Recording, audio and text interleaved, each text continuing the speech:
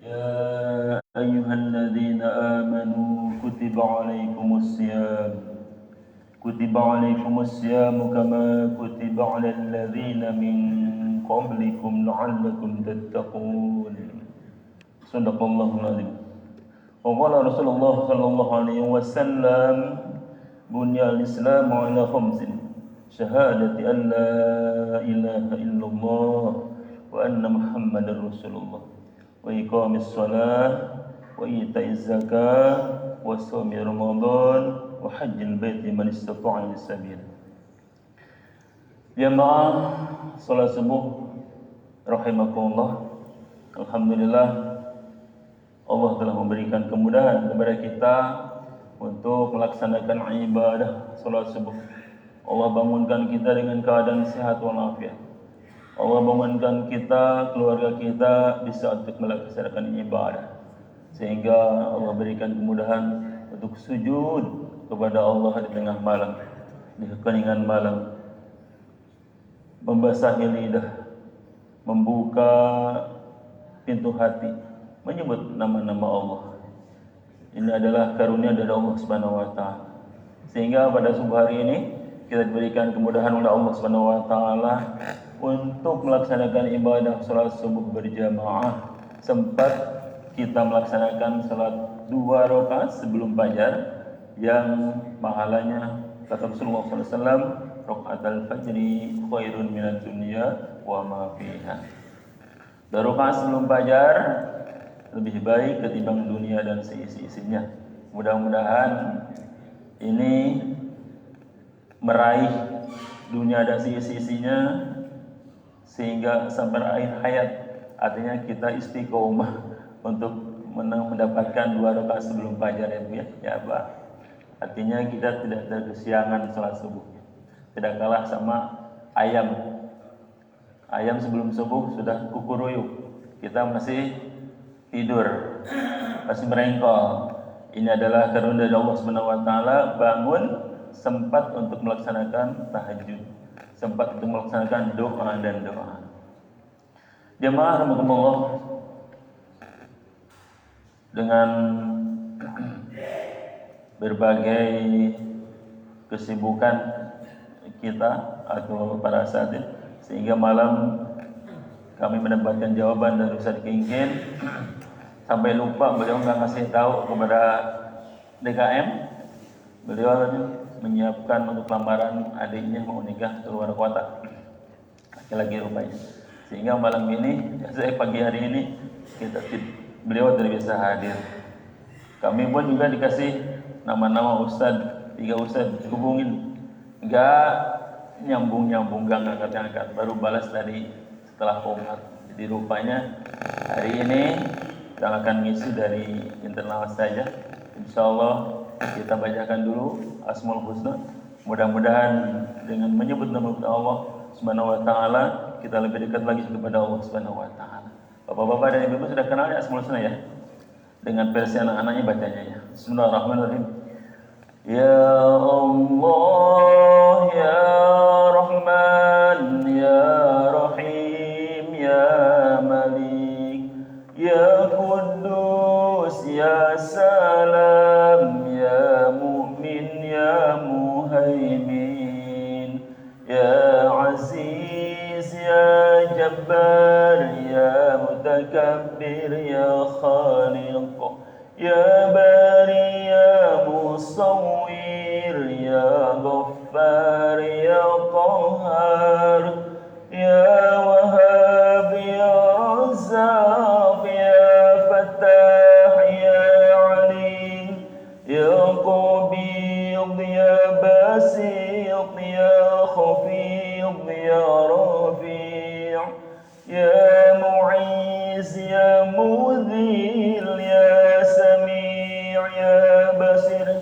ya Hakam, ya Adil, ya Latif, ya Khabir, ya Halim, ya Azim, ya Ghafur, ya Shakur, ya Ali, ya Kabir, ya Hafiz, ya Muqit, ya Hasan, حسيب يا جليل يا كريم يا رقيب يا مجيب يا واسع يا حكيم يا ودود يا مجيد يا بعيث يا شهيد يا حق يا وكيل يا قوي يا متين يا ولي يا حميد يا محسي يا مبدي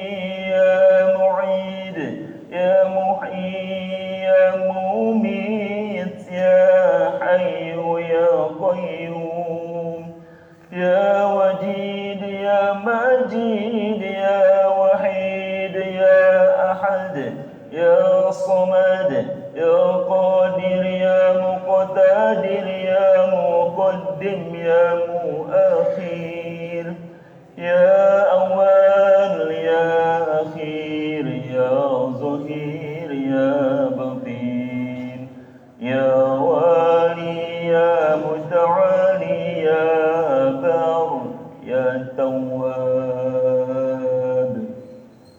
يا منتقم يا عفو يا رؤوف يا مالك الملك يا ذا الجلال والإكرام يا مقسط يا جميل يا غني يا مغني يا ماني يا ضار يا نفيع يا نور يا هدي يا بديع يا بقي يا وريث يا رشيد يا صبور يا الله يا الله يا الله يا Allah. 99 yang ada di atas. Mudah-mudahan dengan dipanggilnya nama-nama agung ini Allah memberikan keberkahan kepada kita. Allah merahmati kita sebagaimana sudah jelas duduk-duduknya pun juga di masjid yang selalu dikerumuni oleh malaikat-malaikat yang bertugas, malaikat untuk mendengarkan zikir-zikir hamba-Nya Allah Subhanahu wa taala. Baik, para sepuh jemaah salat subuh, terbitnya fajar pada hari ini terbit kita asumsikan jam 5:65.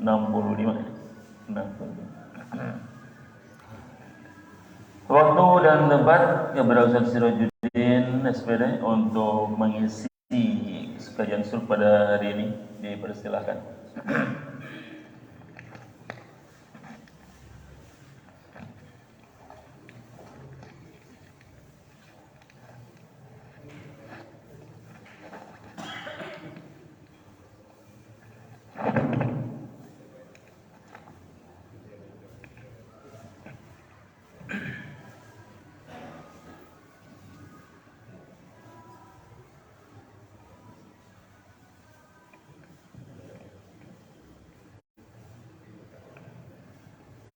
Assalamualaikum warahmatullahi wabarakatuh.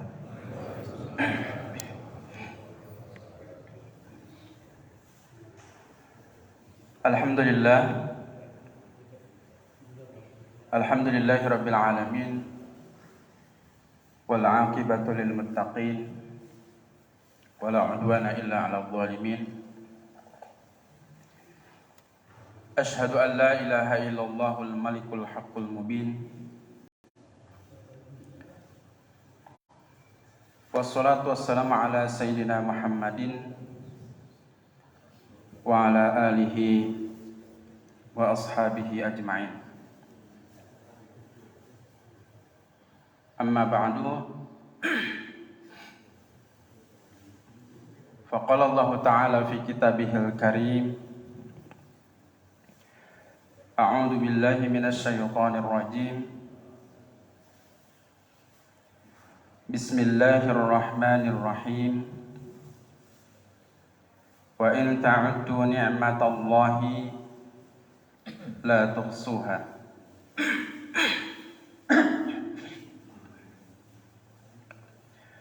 Wa qala Nabi sallallahu alaihi wasallam,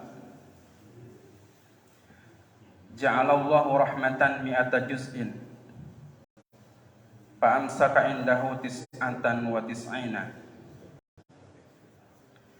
wa anzala fil ardi juz'an famin dzalika yatarahamul khalaiq. Shadaqallah wa shadaqa Rasulullah. Pertama-tama saya ucapkan terima kasih kepada MC Ustaz Haji Dadan Ridwan, kepada seluruh jamaah subuh yang dirahmati Allah Subhanahu wa taala. Mari kita sama-sama panjatkan puji syukur kehadirat Allah Subhanahu wa taala yang masih memberikan kesempatan dan kesehatan kepada kita semua, sehingga alhamdulillah di pagi hari ini kita bisa melaksanakan sholat subuh berjamaah, yang mudah-mudahan sholat subuh kita diterima oleh Allah Subhanahu wa taala. Bagi yang sudah biasa, tentu itu merupakan sebuah kenikmatan yang tidak dirasakan oleh orang-orang yang mungkin belum mampu melaksanakannya. Maka dari itu patut kita bersyukur. Semoga dengan syukur kita menjadi bukti rasa syukur kita terhadap Allah Subhanahu wa taala atas kesehatan dan kesempatan yang Allah berikan kepada kita semua, sehingga semoga Allah pelihara kesehatan kita, terutama kita akan memasuki bulan yang suci, yakni bulan Ramadan. Tentunya ibadah yang luar biasa diperuntukkan dan diistimewakan untuk kita sebagai umat Rasulullah sallallahu alaihi wasallam, yang tentunya untuk bisa melaksanakan hal tersebut atau setiap ibadah yang ada di dalamnya, inilah perlu kesehatan. Maka dari itu sekali lagi mudah-mudahan apa yang kita lakukan pada saat ini merupakan bukti rasa syukur kita terhadap kesehatan yang Allah berikan kepada kita semua. Sebagaimana tadi disampaikan bahwa setiap pekan kedua diisi oleh Ustaz Kinken Wardaya. Namun sebagaimana tadi disampaikan, beliau berhalangan hadir. Tentu ini jangan sampai menyurutkan kepada niat kita yang sudah baik. Kita niatkan i'tikaf sampai datang waktu syuruk. Ya mudah-mudahan duduknya kita ini bernilai ibadah di sisi Allah Subhanahu wa taala. Tentu dengan berbagai fadilah yang Allah sediakan. Karena di setiap perkumpulan baik itu ada sekelompok malaikat yang sengaja Allah ciptakan. Dia kerjanya muter berkeliling. Maka ketika menemukan sebuah majelis, sebuah perkumpulan yang di dalamnya ada zikir mengingat Allah Subhanahu wa taala, dibacakan firman-firman Allah Subhanahu wa taala dan sabda Rasulullah sallallahu alaihi wasallam, maka ketika salah satu malaikat dari sekelompok tersebut menemukan komunitas tersebut, maka malaikat akan manggil kepada teman-temannya, halumma ilaina, mari kesinilah, inilah tempat yang kita cari. Sehingga dalam hadis yang panjang itu berdialog sampai di ujung hadis itu cukup menarik gitu ya. Ketika para malaikat menyampaikan kepada Allah Subhanahu wa taala akan mencatat setiap kebaikan yang ada di situ. Tetapi ada malaikat yang bertanya, "Ya Allah, si fulan itu datangnya bukan niat ngaji." Ya mungkin ada masalah lain. Entah dia punya janji bayar hutang atau apalah gitu.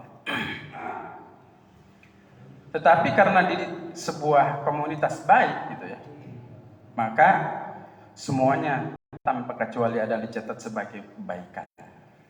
Apalagi yang punya niatan gitu ya, dari rumahnya untuk bertolak ilmu, itu tentu sudah tidak diragukan lagi.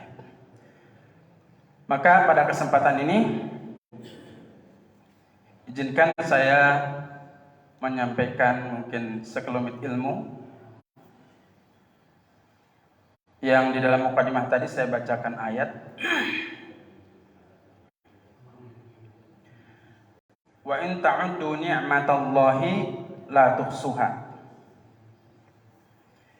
yang arti bebasnya adalah jika kalian menghitung nikmat-nikmat Allah la tuhsuha, tidak akan mampu untuk menghitungnya. Ayat ini Allah Subhanahu wa taala firmankan di dalam kitabnya di dua tempat atau di dua surat.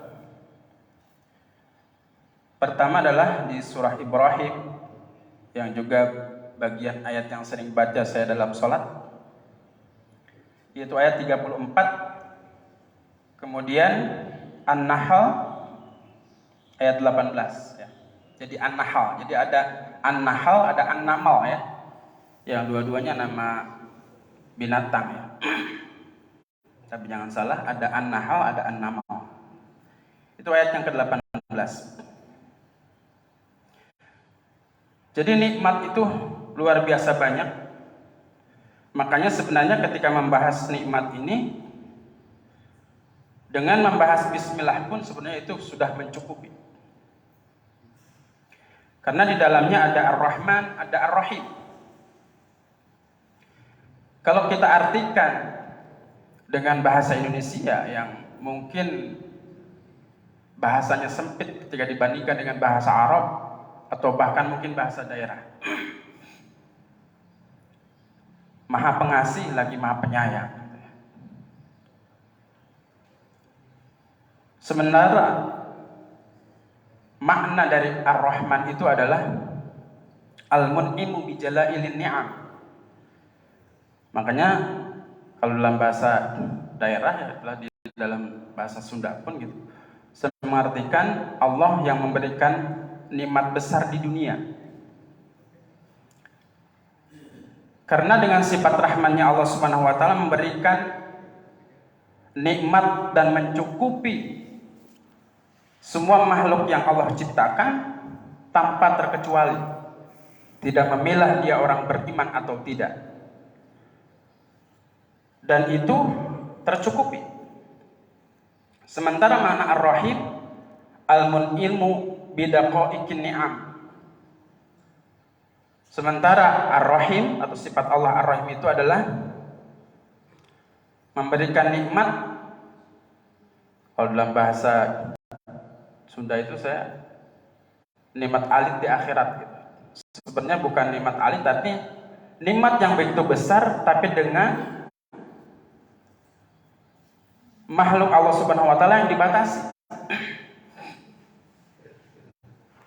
Sehingga tentu kita bisa bayangkan ya, sebagaimana juga tadi dalam sebuah hadis Rasulullah SAW, bahwa Allah menjadikan rahmat ini 100, itu digambarkan 100 juz. Kemudian fa'amsaka indahu tis'ina wa tis'atan wa tis'ina. Kemudian Allah Subhanahu wa taala menggenggam atau menyimpan 99 rahmat itu. Yang satu rahmat itu Allah berikan di dunia ini dan semua makhluknya, dari mulai bakteri ya, kuman yang paling kecil sampai makhluk Allah yang paling besar. Itu semuanya tercukupi dengan nikmat dan rahmat dari Allah Subhanahu wa taala itu. Akan tetapi yang 99 itu Allah akan berikan khusus orang-orang yang beriman, khusus orang-orang yang bertakwa, yaitu dengan sebuah tempat surganya Allah Subhanahu wa taala. Maka kita bisa bayangkan luar biasanya. Maka pantas Allah Subhanahu wa taala menyampaikan wa in ta'udu ni'matallahi la tuhsuha. Mungkin sekarang teknologi sudah begitu canggih ya, untuk menghitung apa saja. Tetapi ketika ingin menghitung nikmat dari Allah Subhanahu wa taala tidak akan mampu. Namun ketika saya baca kitab Nasaihul Ibad, yaitu yang disusun oleh Syekh Nawawi Al-Bantani, beliau di sana mengutip perkataan Sayyidina Ali karramallahu wajhah yang digelari oleh Rasulullah SAW sebagai babul ilmi. Ketika Rasul menyampaikan, ana madinatul ilmi wa ali babuha. Saya adalah kotanya ilmu, kalau diibaratkan sebagai kotanya ilmu, dan Ali sebagai gerbangnya. Karena kecerdasan Ali itu luar biasa. Kecerdasan yang kadang-kadang mungkin tidak mampu dipikir oleh orang selintas. Salah satu contohnya adalah ketika peristiwa Isra dan Mi'raj. Maka ketika ada sekelompok orang yang bertanya kepada Rasulullah SAW, tentu dengan pertanyaan yang menguji, pertanyaan yang menjajal, bahkan mungkin istihja atau melecehkan. Maka ketika Rasulullah SAW sudah menyampaikan peristiwa Isra Mi'raj dari Masjidil Haram ke Masjidil Aqsa, kemudian ke Sidratul Muntaha dengan waktu yang sangat singkat, maka kemudian orang tersebut suruh mengangkat kaki Rasulullah SAW satu. Kemudian berikutnya coba angkat satu lagi gitu. Maka Rasulullah SAW tentu tidak mau karena dia akan jatuh. Maka sampai sekelompok orang tersebut mengambil kesimpulan, bagaimana engkau bisa terbang ke langit sementara mengangkat dua kaki saja tidak bisa gitu. Nah kemudian kata Rasul, kalau kamu ingin jawabannya yang jelas, maka tanyakan kepada Ali. Maka ketika datang kepada Ali, bukan diberikan jawaban, tetapi malah dibunuh gitu ya, ditebas lehernya. Sampai mungkin hal tersebut mengundang kontroversi para sahabat. Kenapa engkau bunuh? Jawaban cerdas Sayyidina Ali itu, ya sama Rasul aja dia nggak mau percaya gitu ya, apalagi sama saya. Jadi dikirim sama saya itu adalah supaya dibereskan, karena itu adalah kubur. Nah, terkait dengan masalah nikmat ini, dia menyebutkan di dalam kitab atau Syekh Nawawi tadi mengutip kalamnya Sayyidina Ali, qala Ali karramallahu wajhah, an-ni'amu sittatu asya'. Bahwa kata Sayyidina Ali, nikmat itu ada 6 hal gitu. Padahal Allah Subhanahu wa taala tadi menyebutkan wa in ta'udu ni'matallahi la tuhsuha. Sementara Sayyidina Ali menghitung ada 6 gitu kan. Sehingga dijelaskan gitu ya. Apa maksudnya? Dijelaskan oleh Syekh Nawawi Al-Bantani, yang dimaksud di sini adalah an-ni'am. An-ni'am itu jamaknya ni'mah. A'dhamuha. Jadi nikmat yang besar itu ada 6. Yang pertama kata Sayyidina Ali adalah al-Islam. Karena inilah juga yang selalu tertuang di dalam doa kita. Bahkan Allah Subhanahu wa taala memberikan pesan di dalam kitabnya untuk kita semua. Ya ayyuhalladzina amanu taqullaha haqqa tuqatih wa la tamutunna illa wa antum muslimun. Ya. Wahai orang-orang yang beriman, bertakwalah kepada Allah dengan sebenar-benarnya takwa, dan janganlah mati melainkan harus dalam keadaan berserah diri. Ini memeluk agama Islam ini. Inilah juga yang disebut dengan husnul khatimah, yang juga selalu kita tuangkan di dalam doa, karena mungkin itulah cita-cita akhir kita, di mana apapun aktivitas kita di dunia ini, apapun cobaan yang kita hadapi, kita berharap ketika kita diwafatkan nanti wafat dalam keadaan husnul khatimah. Nah, kemudian karena apapun yang dilakukan tanpa seseorang itu Islam, seandainya mungkin dia baik, sosialnya bagus, ya tentu itu hanya kebaikan yang dia akan alami balasannya di dunia ini saja. Karena dia tidak terregistrasi ya.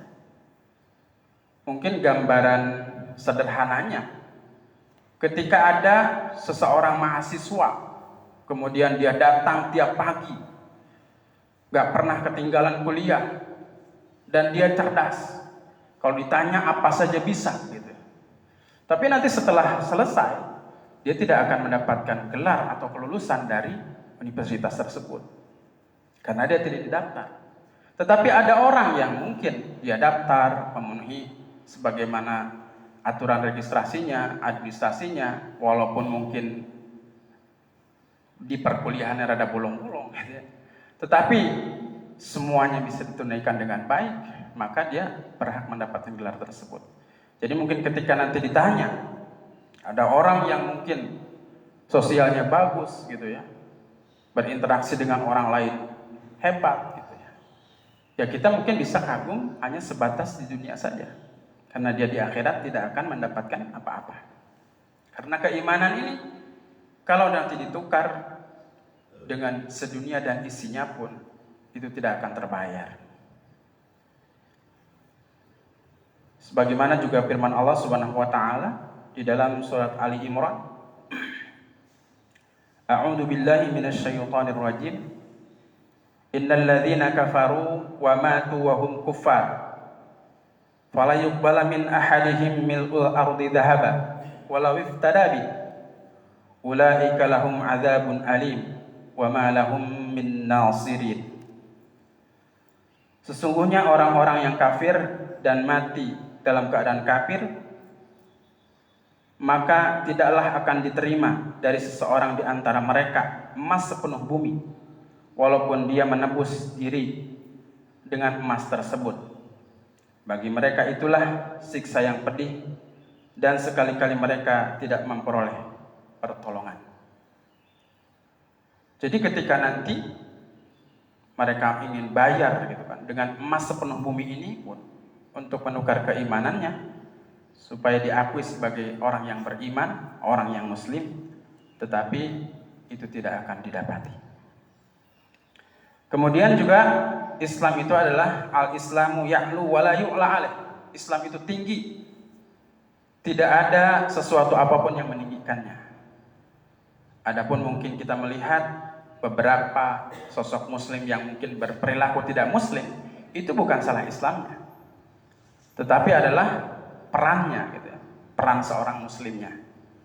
Kalau kita mungkin melihat bagaimana sosok sebagai suri teladan, sebagai qudwah, sebagai uswah hasanah, itu Rasulullah SAW yang begitu luar biasa memerankan Islam tersebut.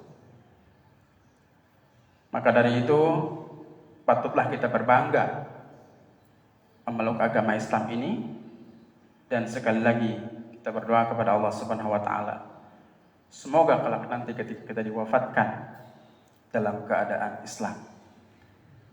Karena ini perlu kita saling menyaksikan ya, maka ketika sholat jenazah dilaksanakan, itu ada namanya syahadah ya. Sebenarnya mungkin nggak harus spesifik pertanyaan ishadu ala hadil janazah gitu ya. Tetapi menyaksikan bahwa orang tersebut adalah orang yang beriman. Kadang mungkin kita suka ragu kalau orang yang nggak ke masjid, di mana? Apakah saya nyebut khair juga gitu kan? Iya, saksikanlah dia kebaikan. Kalau kita tidak tahu bahwa dia adalah orang yang beriman, itu adalah orang baik, maka hak kita menyaksikan sebagai khair atau baik gitu ya. Karena dengan tadi ya sertifikat keislamannya ini yang luar biasa. Kemudian yang kedua, kata Sayyidina Ali, yang merupakan bagian nikmat terbesar yang Allah berikan kepada kita sebagai umat Rasulullah SAW itu adalah Al-Quran. Yaitu definisinya Al-Quran, wal lafdzul munazzalu ala Muhammadin sallallahu alaihi wasallam al-muta'abbadu bitilawatihi. Itu lafaz atau untaian kata-kata firman Allah Subhanahu wa taala yang diturunkan kepada Rasulullah sallallahu alaihi wasallam yang menjadi ibadah ketika dibaca. Walaupun mungkin tidak tahu artinya, maksud dan tujuannya, dia hanya sekedar membaca saja, dan tentu melalui proses belajar bagaimana dia bisa membaca. Walaupun nanti dalam proses belajar atau hasil akhirnya adalah sampai bacanya wayatata di dalam sebuah hadis. Kalau dia baca Al-Qur'annya Al-Mahir, maka sama Al-Kiramil Bararah. Bacanya bagus sesuai dengan kaidah tajwidnya, maka akan disertakan dengan Malaikatul Bararah, malaikat-malaikat yang dimuliakan oleh Allah Subhanahu wa taala. Tetapi kalau dia mungkin kesusahan bacanya wayatata, terbata-bata, terputus-putus, tapi dia terus berupaya untuk bisa membaca Al-Quran tersebut, maka dia diberikan pahala oleh Allah Subhanahu wa taala dua, yaitu pahala membacanya, kemudian pahala dia kesusahannya, bersusah payahnya untuk bisa mendapatkan atau baca tersebut. Maka inilah Al-Quran yang diturunkan kepada kita sebagai al-muta'abbadu bitilawati. Dan juga Al-Quran ini satu-satunya kitab yang diberikan garansi oleh Allah Subhanahu wa taala, inna nahnu nazzalna dzikra wa inna lahu lahafidun. Sesungguhnya kami menurunkan Al-Quran ini dan kami yang akan menjaganya. Nah, di sini menggunakan kata nahnu ya. Jadi ketika Allah Subhanahu wa taala disebutnya adalah dhamir mu'adhdham nafsah gitu ya. Jadi kata-kata di dalam bahasa Arab itu kalau sendiri kan ada ana. Kemudian ada nahnu. Ya, untuk kami biasanya gitu. Tapi kenapa Allah Subhanahu wa taala menggunakan kata nahnu? Karena memang Allah Subhanahu wa taala melibatkan hamba-hamba yang soleh. Allah menjaga Al-Quran ini dengan melibatkan makhluknya, yaitu manusia, yaitu dengan banyaknya para penghafal, para mufasir, sehingga Al-Quran ini bahkan seandainya mungkin setiap kitab samawi, bahkan semua buku yang ada di dunia ini ibaratnya dilemparkan ke laut, semuanya habis, tulisannya nggak ada, tapi tetap Al-Quran ini masih tertanam di hati-hatinya orang-orang yang hufad atau hafal dalam Al-Quran itu, maka masih terpelihara. Nah, disinilah mungkin salah satu bentuk manfaat dari Allah Subhanahu wa taala menyampaikan inna nahnu nazzalna dzikra wa inna lahu lahafidun. Banyak mungkin orang-orang yang di luar sana untuk mencari kelemahan Al-Quran ini, sehingga dari kalimatnya gitu kan, kita sering mendengar bahkan di medsos ada kalimat la jahiluna atau la jahiluna man la jahiluna misalkan itu, atau banyak hal gitu ya. Mereka berupaya untuk membuat sebuah kesesatan dari Al-Quran tersebut. Atau ada kalimat yang tadinya ada kalimat la, kemudian dibuang, yang tadinya tidak menjadi sesuatu yang pasti misalkan gitu. Kan itu berubah arti yang bertolak belakang. Tetapi jangan seperti itu ya. Satu titik saja gitu kan. Ketika mereka berupaya untuk mengubahnya, maka itu pasti ketahuan. Karena upaya ini bukan sekarang-sekarang, dari zaman dulu ya. Bahkan dulu ada seorang para penyair itu yang meniru-niru kalimat Al-Quran seperti dengan format Al-Qari'ah gitu ya. ketika menjelaskan gajah misalkan. Al-filu mal-fil wa ma adraka mal-fil lahu danbun qalil wa khurtumun tawil inna fi dzalika lamin khalqillahi laqalil gitu. Nah, apalagi orang Indonesia gitu kan diaminin. Wih, hebat baca Qur'annya gitu. Padahal dia bukan baca Al-Qur'an. Gitu kan. Tetapi menjiplak dengan format surat Al-Qari'ah gitu. Al-Qari'atu mal-Qari'ah. Tapi dia menjelaskan gajah. Gajah apa itu gajah? Cuman menjelaskan seperti itu aja. Tetapi ketika firman Allah Subhanahu wa taala ada surat Al-Fil menjelaskan tentang kisah gajah Raja Abroha, kemudian Allah menyelamatkan Ka'bah dan lain sebagainya ya. Itu luar biasa jangkauan dan cakupannya. Nah, maka inilah Al-Qur'an yang Allah turunkan kepada Rasulullah SAW yang menjadi kitab suci pedoman bagi kita semua. Maka ini kata Sayyidina Ali merupakan bagian dari nikmat terbesar yang Allah berikan kepada kita semua.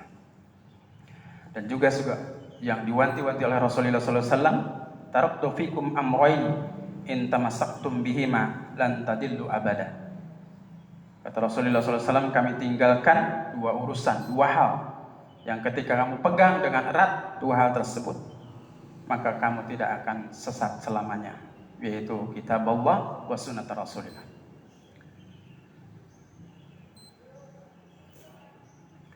Bahkan banyak juga dengan Al-Quran ini yang tadinya orang berupaya untuk merubah, membuat sebuah kesesatan dari Al-Quran ini, tetapi dengan izin Allah, Allah berikan hidayah, bahkan dia bisa berbalik arah. Yang tadinya mungkin benci terhadap Al-Quran, dia malah bisa mengagumi Al-Quran. Banyak ya kisah-kisahnya. Yang termasyhur dulu ada seorang ahli kelautan ya, oceanografi, yaitu Yves Cousteau, seorang Perancis gitu ya, yang menemukan air ya, tawar dengan air asin gitu, di dalam kedalaman mungkin yang jarang dijangkau oleh kemampuan manusia, yang mungkin tadinya dia anggap itu hal-hal yang biasa saja, tapi karena seorang profesor tentu itu merupakan menarik menjadi sebuah penelitiannya. Tapi setelah bergelut begitu lama, dia tidak bisa membuka takbir keajaiban tersebut gitu ya. Dan ternyata mungkin jawabannya itu bagian dari penafsiran, tentu bukan hanya itu saja gitu ya. Itu adalah terdapat di dalam Al-Quran. Yang kemudian seorang profesor ini berpikir bahwa Rasulullah Sallallahu Alaihi Wasallam yang dilahirkan di padang pasir yang jauh ke laut, tetapi tahu sampai ke dasaran laut. Kalau cuman mungkin tahu basisirnya aja gitu ya, pantainya aja, itu mungkin masih bisa dimaklumi. Tapi ini bisa sampai kedalamannya dan bisa menjelaskan dengan detail. Maka dia tuh beriman gitu. Salah satunya adalah yang memicu hidayah dari Allah Subhanahu wa taala adalah surah Ar-Rahman ya. Marajal bahraini yaltaqiyan bainahuma barzakhun la yabghiyan. Ternyata di dalam Al-Qur'an hal tersebut sudah diungkapkan 400 atau 14 abad yang lalu gitu ya. Maka itu merupakan sebuah kekaguman dan bukan hanya sekedar di dalam satu surat itu. Di dalam surat Al-Furqan Allah lebih jelaskan lagi, wa huwallazi marajal bahraini hadza 'adbun furat wa hada milhun ujaz wa ja'ala bainahuma barzakhun wa hizran mahjura. Allah menggunakan kata barzah. Jadi barzah itu adalah sebuah sekat, sebuah pemisah yang tidak bisa dilihat. Maka ada namanya, kita seringkali menyebutkan juga alam kubur dengan alam barzah, karena alam pemisah antara kehidupan dunia ini dan kehidupan akhirat gitu ya. Maka itu sebuah barzah, sebuah penyekat yang kita tidak bisa melihat hal tersebut. Maka ini juga diumpamakan ketika tadi air asin sama air tawar, walaupun mungkin menyatu tapi tidak menyatu gitu ya. Walaupun berdampingan tapi tidak menyatu. Karena ada barzah yang Allah berikan sekat yang mungkin kita tidak bisa melihatnya, sehingga tidak bisa berbaur. Nah, itu merupakan sebuah keajaiban yang bisa mendatangkan seseorang mendapatkan hidayah dari Allah Subhanahu wa taala. Kemudian yang berikutnya kata Sayyidina Ali, kalau pertama tadi al-Islam, kemudian yang kedua adalah Al-Quran, dan yang ketiga adalah diutusnya Rasulullah Sallallahu Alaihi Wasallam, diutusnya Nabi Muhammad Sallallahu Alaihi Wasallam. Maka ini juga kita perlu syukuri, kita sebagai umat Rasulullah Sallallahu Alaihi Wasallam, karena begitu sayangnya Rasulullah Sallallahu Alaihi Wasallam terhadap kita sebagai umatnya, sehingga kita sudah banyak tahu tentang kisah beliau. Bagaimana mungkin ketika di akhir hayatnya yang terucap dari lisan yang mulianya adalah ummati ummati. Kemudian ketika juga nanti dibahas pertama kali orang yang dibangkitkan oleh Allah Subhanahu wa taala, dan yang ditanyakan adalah ummati ummati. Ketika semua para nabi diberikan doa mustajab, yang dengan doa itu hampir semua nabi dan rasul yang Allah utus, kemudian dia ketika menghadapi berbagai kendala dari umatnya, sehingga doa itu dipakai untuk mengutuk, melaknat umatnya. Bagaimana Nabi Musa, bagaimana Nabi Nuh alaihissalam, yang umatnya terendam, tetapi Rasulullah SAW justru doa yang Allah berikan itu dia simpan. Maka doa itu, kata Rasulullah SAW, saya akan gunakan kelak nanti untuk memberikan syafaat kepada umatku. Maka ketika semua manusia dikumpulkan di mahsyar nanti, ketika mungkin dia butuh sebuah penjelasan, sebuah nasihat yang intinya adalah meminta syafaat, tidak ada staf nabi pun yang bisa memberikan syafaat. Tentu syafaatnya adalah dengan izin Allah Subhanahu wa taala. Tetapi yang pertama kali membuka syafaat atau memberikan syafaat adalah Nabi kita Muhammad sallallahu alaihi wasallam. Ketika umat terdahulu berbuat sebuah pelanggaran, maka kemudian diperingatkan sama Rasulnya, tidak taat, itu waktunya hanya 3 hari saja. Hari Ahad, Senin, Selasa. Hari Rabunya kalau dia tidak bertobat, itu ditimpa azab dari Allah Subhanahu wa taala. Dan itu hampir semua umat, kecuali umatnya Nabi Yunus. Ya, begitu mungkin pas hari Rabunya dia lihat langit sudah mendung gitu ya. Makanya Rasulullah SAW ketika turun hujan itu disebut rahmat, karena dulu kalau sudah mendung akan turun azab, itu akan turun azab, bukan turun rahmat. Tapi di umat Rasulullah SAW itu biasanya kalau mendung, maka Rasul selalu khawatir ketika dia turun hujan, maka itu disebut rahmat. Karena dulu kalau sudah mendung itu adalah sebuah indikator bahwa akan turunnya azab. Maka Nabi Yunus meninggalkan kaumnya, tapi kaumnya tersadar gitu ya.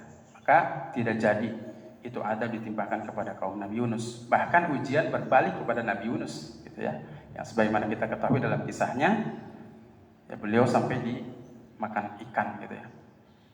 Nah, jadi inilah sekali lagi kita bersyukur kepada Allah Subhanahu wa taala dijadikan sebagai umat, walaupun umat di akhir zaman ini, tapi umat Rasulullah sallallahu alaihi wasallam.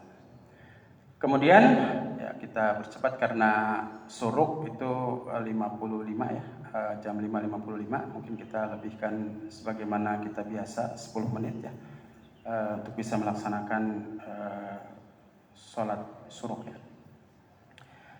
Nah kemudian maka Rasulullah SAW ini perlu kita kenalkan kepada generasi kita, sebagaimana juga dengan sebuah penjelasan ya, tertuang juga di dalam kitab Safinatun Najah, adibu auladakum bithalasi hisalin hubbi nabiyikum wa ahli baitihi wa qiraatil Quran. Ajari dan didik anak-anakmu dengan 3 hal: mencintai nabinya, keluarganya, dan membaca Al-Quran gitu ya. Sehingga yang didahulukan kalau dilihat dari untaian penjelasan ini adalah bagaimana menatapkan akhlak terlebih dahulu, yaitu dikenalkan sosok Rasulullah SAW berikut sejarah dan kisahnya agar tertanam di dalam dirinya sosok kepribadian yang mempunyai akhlakul karimah. Kemudian yang keempat adalah difa'un anil makari, tertolaknya kita dari bencana. Maka seringkali ketika atau al-afiyah itu adalah difa'u anil makari, tertolaknya kita sesuatu yang tidak kita inginkan. Maka sering kesehatan yang sempurna itu diiringi dengan kalimat afiyah, sehat wal afiyah gitu. Jadi afiyat itu adalah tertolak dari segala sesuatu yang kita tidak inginkan. Allah Subhanahu wa taala ketika mungkin akan menyelamatkan seseorang tentu dengan berbagai hal dan dengan caranya. Yang kadang mungkin kita selintas gitu ya, mencerna apa-apa yang Allah berikan kepada kita itu adalah sesuatu hal yang mungkin tidak menyenangkan kepada kita. Tetapi di akhirnya, ya, endingnya, justru setelah kita simpulkan bahwa justru dengan hal tersebut Allah Subhanahu Wa Taala ingin menyelamatkan kepada kita. Ya, misalkan ya ketika seseorang gitu berjalan, dia penting sekali akan rapat misalkan gitu. Kemudian di tengah jalan mobilnya mogok, padahal tadi bagus-bagus aja, baik-baik saja gitu kan. Sehingga mungkin dia akan menyesali, kadang-kadang keluar kata-kata yang tidak seharusnya keluar dari mulut orang yang beriman gitu. Bahkan mungkin memaki-maki orang yang ada di sekitarnya, supirnya atau mungkin ajudannya misalkan gitu. Tapi ternyata setelah mungkin beberapa menit berikutnya dia mendapatkan kabar bahwa tempat yang akan dipakai rapat itu misalkan kebakaran gitu ya. Nah, darulah di situ dia akan menyadari bahwa itulah cara Allah Subhanahu wa taala menyelamatkan dia. Karena seandainya dia tidak macet sampai di tujuan tepat waktu, gitu kan, maka dia akan terbawa celaka. Maka hal-hal tersebut tentu ini adalah sebuah afiah dari Allah Subhanahu wa taala, yaitu difa'un anil makari. Kalau yang masyhur di dalam firman Allah Subhanahu wa taala yang ayat terkait dengan perang ya. Wa asa an takrahu syai'an wa huwa khairul lakum. Wa asa an tuhibbu syai'an wa huwa syarrul lakum. Wallahu ya'lam wa antum la ta'lamun. Boleh jadi segala sesuatu yang Allah berikan yang mungkin kita tidak senang dengan hal tersebut itu lebih baik bagi kita. Dan juga bisa jadi sesuatu yang terlihat baik, menyenangkan hanya sementara, tetapi di situ adalah mengandung kejelekan bagi dirinya. Karena di ujung ayat inilah yang mungkin perlu kita tadabburi, wallahu ya'lam wa antum la ta'lamun. Karena Allah Maha tahu. Jadi disinilah perlunya kita husnudzon kepada Allah Subhanahu wa taala bahwa apa yang Allah berikan kepada kita semua, kita husnudzon bahwa itu adalah hal yang terbaik yang Allah sediakan bagi kita. Tentang mungkin kita bisa meresponnya dengan rasa syukur ataupun bersabar. Kemudian kita percepat aja, yang kelima adalah satrul uyub. Satrul uyub itu adalah tertutupnya dari setiap aib kita. Setiap manusia itu pasti punya kelemahan, punya aib, punya cacat gitu ya. Dan kekurangan-kekurangan itu Allah Subhanahu wa taala sengaja tutupi. Bahkan itu sebuah rahmat dari Allah Subhanahu wa taala. Maka kita sebagai orang muslim ketika melihat aib orang lain, jangan punya keinginan untuk membukanya. Karena satu sama lain orang beriman itu adalah ikhwah, adalah saudara. Innamal mu'minuna ikhwatun fa'aslihu baina akhwaikum wattaqullaha la'allakum turhamun. Maka tentu kita sebagai saudara yang Allah Subhanahu wa taala sebutkan di dalam ayat ini menggunakan kata mukminun, berarti orang-orang beriman yang sudah jadi gitu. Jadi kalau dibalik mungkin artinya ketika ada sebuah pertanyaan, kok orang beriman tetapi maunya membuka aib orang, maunya berantem.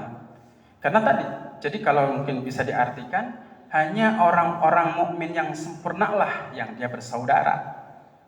Ya, kalau dia tidak bisa menjalankan kesaudaraannya, berarti dia belum sempurna. Maka di sini Allah menggunakan kata innamal mu'minuna. Beda dengan Allah Subhanahu wa taala ketika memanggil orang-orang yang beriman dengan kata kerja. Sebagaimana juga Allah Subhanahu wa taala ketika memanggil orang-orang yang beriman ketika memerintahkan puasa. Ya ayyuhalladzina amanu. Tidak ya ayyuhal mu'minun. Tapi ya ayyuhalladzina amanu kutiba alaikumusiyam. Menggunakan kata kerja. Di mana menggunakan kata kerjanya adalah masih proses. Jadi jangan beranggapan kalau misalkan orang diperintahkan puasa, saya sholat aja belum beres, saya sholat aja masih belum benar, puasa mah nanti aja dah gitu. Jadi nggak begitu. Jadi mau imannya baru setengah, baru seperempat gitu kan. Tetap terkena dengan hitab ya ayyuhalladzina tadi. Maka di situ Allah Subhanahu wa taala menggunakan kata kerja. Hadirin jamaah yang dirahmati Allah Subhanahu wa taala, kalau masalah tentang membuka aib, bagaimana menggunjing, itu di dalam surat Al-Hujurat ya, Allah sudah begitu jelas dan cukup panjang ayatnya gitu ya. Maka mudah-mudahan Allah Subhanahu wa taala berikan kekuatan kita untuk bisa menutup lisan kita ini dari menggunjing orang lain sebelum nanti kelak di hari kiamat mulut ini akan dikunci oleh Allah Subhanahu wa taala. Di mana sebagaimana Allah Subhanahu wa taala al-yauma nahtimu ala afwahihim wa tukallimuna aydihim wa tashhadu arjuluhum bima kanu yaksibun.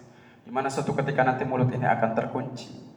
Kemudian tangan-tangan kita, kaki kita, semua yang akan berbicara memberikan kesaksian apa yang telah kita lakukan di bumi ini. Maka tentunya memberikan kita kehati-hatian untuk tidak berbicara, membuka aib orang lain. Kemudian yang terakhir, yang keenam adalah istighna anin nas, yaitu kita hanya bergantung kepada Allah Subhanahu wa taala sebagaimana juga tertuang di dalam firman Allah Subhanahu wa taala, qul huwallahu ahad, Allahus samad, bahwa Allah tempat bergantung segala kebutuhan. Jadi itulah yang mungkin harus kita pegang. Karena sebagaimana saya di akhir ini akan tutup dengan sebuah sabda Rasulullah SAW yang diriwayatkan oleh Sayyidina Anas. Anna Nabiya sallallahu alaihi wasallam qala yaqul rabbukum ya bani adam tafarraqu li ibadati imla qalbaka ghinan wa amla yadayka rizqan ya bani adam la tub'id anni imla qalbaka faqran wa amla yadayka sughlan. Kata Nabi sallallahu alaihi wasallam, Allah berfirman, wahai anak Adam, manusia maksudnya, kosongkanlah hatimu untuk beribadah kepada Allah Subhanahu wa taala. Niscaya Allah akan berikan kekayaan dan kedua tangan kita akan dipenuhi dengan rezeki dari Allah Subhanahu wa taala. Tetapi sebaliknya, ya benar Adam, ketika engkau penuhi hatimu dengan kefakiran, dengan kekayaan, tergantung kepada manusia, maka imla qalbaka faqran. Allah akan menimpakan dalam hati itu adalah kefakiran. Selalu butuh, selalu merasa tidak cukup. Kemudian wamla yadaika sughlan. Kemudian Allah akan penuhi tangan-tangan kita ini dengan kesibukan. Terus kesibukan masalah dunia ini sehingga melupakan kehidupan akhirat.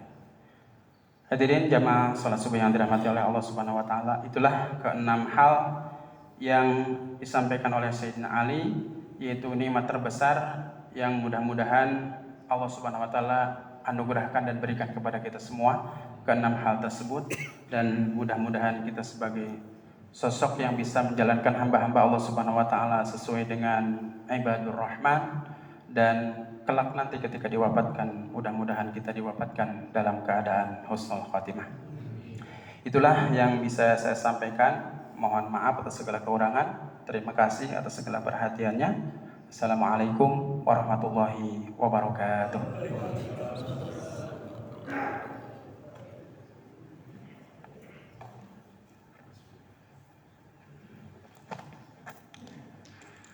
Terima kasih kepada Ustaz Sirajuddin yang telah menyampaikan kajiannya. Mudah-mudahan kita mendapatkan ilmu yang bermanfaat untuk ibadah kepada Allah Subhanahu wa taala. Jemaah, waktu syuruk sudah tiba, kita tutup kajian ini dengan doa kafaratul majlis. Subhanakallahumma bihamdik, asyhadu an la ilaha illa anta, astaghfiruka wa atubu ilaik. Assalamualaikum warahmatullahi wabarakatuh.